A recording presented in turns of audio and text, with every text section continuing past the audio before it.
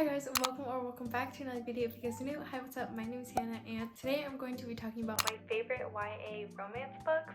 I also want to mention that all of these books are closed door, which basically means that there isn't any explicit content and kissing is basically as far as it will go, but other stuff can be implied. With that being said, before we get on this video, I do want to mention that if you hear any banging and clashing, that is because my dad is currently working on setting up scaffolding so that he can paint our living room, so it might be kind of loud. Yeah. Okay, so let's just get on with the video. First things first, I want to say that I actually do not like reading, but I do love listening to audiobooks. And for listening to the audiobooks, I don't use Audible. My family uses Scribd, which is similar, but we prefer it because I'm pretty sure it's much cheaper and everyone in the family is able to use the same account. So Scribd, my family's been using your app for a very long time. We enjoy it a lot. So if you want to sponsor me, feel free to do so. Anyway, I got all my notes on these books on my iPad, so this is where I'm going to be reading from. The first book I'm going to be talking about is The Temporary Roomie by Sarah Adams. Drew Marshall may have let me move into a spare bedroom while my house is being renovated, but don't think for 1 second his kindness comes without strings. Big, ugly, fake relationship strings. That's okay though, Dr. Drew, I'll agree to your terms. Move into your house and act like your girlfriend when the big day comes. But I also plan to make your life miserable, make you pay for what you did to me. I may not be good at forgiving or forgetting, but I'm excellent at getting even.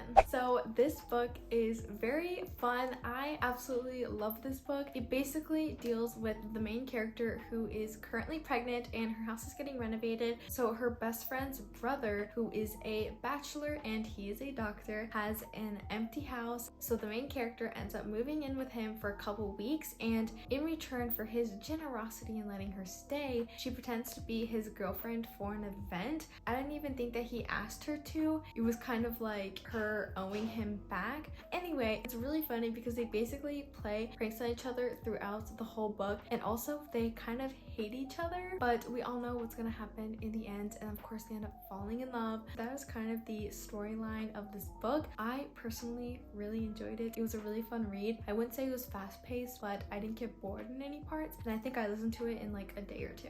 The next book is Love and Gelato by Jenna Evans Welch. Lena is spending the summer in Tuscany, but she isn't in the mood for Italy's famous sunshine and fairy tale landscape. She's only there because it was her mother's dying wish that she get to know her father. But what kind of father isn't around for 16 years? All Lena wants to do is go back home. But then she's given a journal that her mom had kept when she lived in Italy. Suddenly, Lena's uncovering a magical world of secret romances, art, and hidden bakeries. A world that inspires her, along with the ever so charming Ren, to follow in her mother's footsteps and unearth a secret that has been kept for far too long. It's a secret that will change everything she knew about her mother, her father, and even herself. People come to Italy for love and gelato, someone tells her, but sometimes they discover much more. So as you guys can tell from the synopsis, Lena comes to Italy for the summer because her mom had just died, and her mom's wish for her after she died was to go meet and get to know her father. So Lena goes to Italy and she ends up staying at, it's like a cemetery with a bunch of like war heroes or something. I don't really remember, but she ends up staying in this house that's on that property, and a lot of tourists come because it's like a tourist attraction. She ends up staying there. She really does not want to be there, but then she's given a journal that her mom had when her mom previously lived in Italy before Lena was born. So this is like completely new. She's going to Italy by herself. It's crazy. And she also ends up meeting Ren, who becomes her friend throughout the whole book. He ends up helping her throughout the summer uncover these secrets about her mom and her dad, and it's overall a really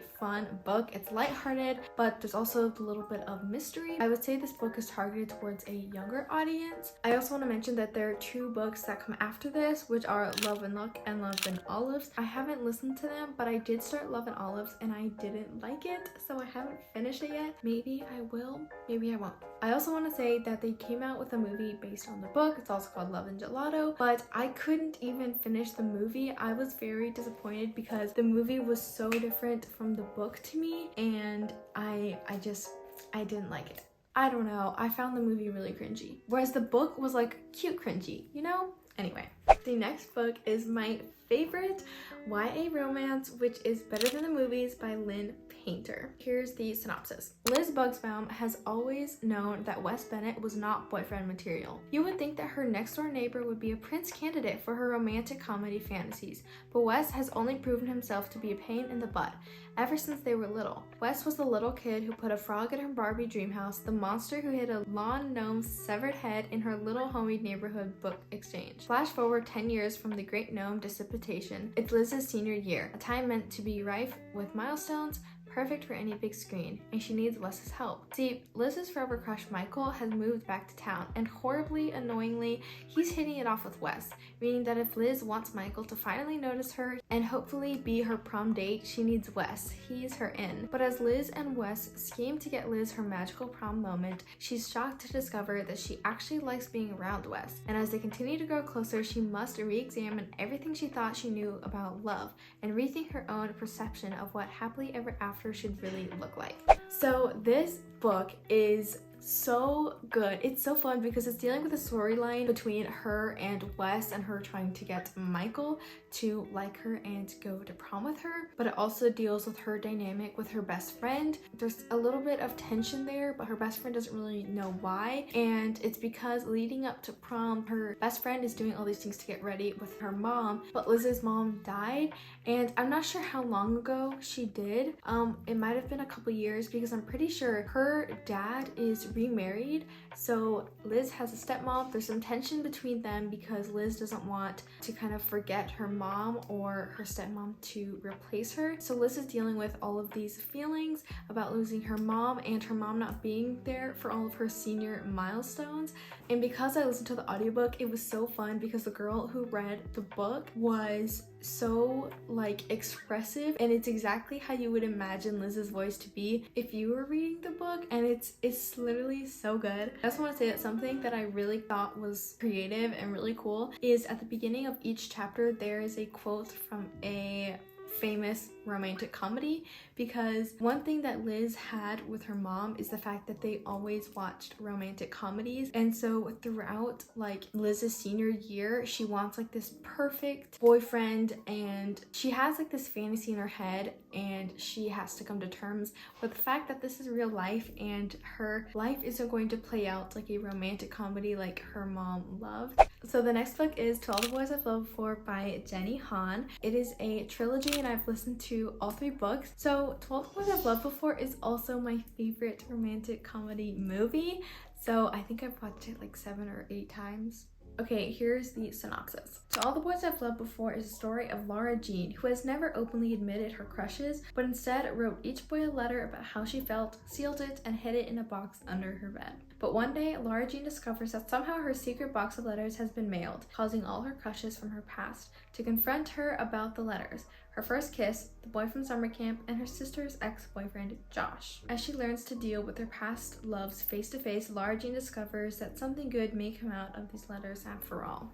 So this book is about, obviously, Laura Jean. Her letters get mailed out and she has to deal with all of these guys confronting her about the letters, and she obviously ends up getting together with one of them because what's a romance book without romance? Her older sister is also going off to college, so Laura Jean is dealing with that. And if I'm being honest, it has been a long time since I listened to the books, so I kind of just have the movie in my head. But the books, it's honestly been a couple years, but they are still like so good. I'm probably honestly going to re-listen to them because they were so good and I need a refresher. That's honestly all I have to say about this book because I honestly can't remember the differences between the book and the movie, and I'm having trouble separating them. The last book is The Cheat Sheet by Sarah Adams. Hi, my name is Bree Camden, and I'm hopelessly in love with my best friend and star quarterback Nathan Donaldson. So is half of America, judging by the tabloids and how much the guy dates. The first step is admitting, right? Except I can never admit it to him because he clearly doesn't see me that way. And the last thing I want is for things to get weird between us. Nothing but good old-fashioned, no touching the sexiest man alive platonic friendship for us. Everything is exactly how I like it. Yes, good.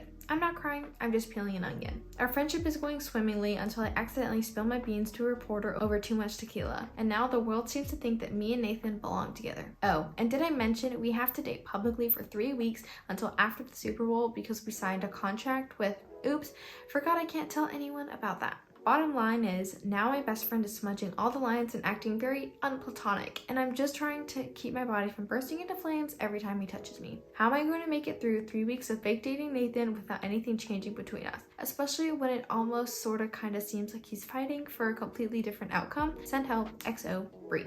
I personally really enjoyed this book, which is why I'm putting it in this video, but the reviews on Goodreads say something very different, so I'm gonna go ahead and read a couple of the reviews. Someone said, keeping everything aside, people in their 30s acting like teenagers and trying to be quirky is annoying and cringe.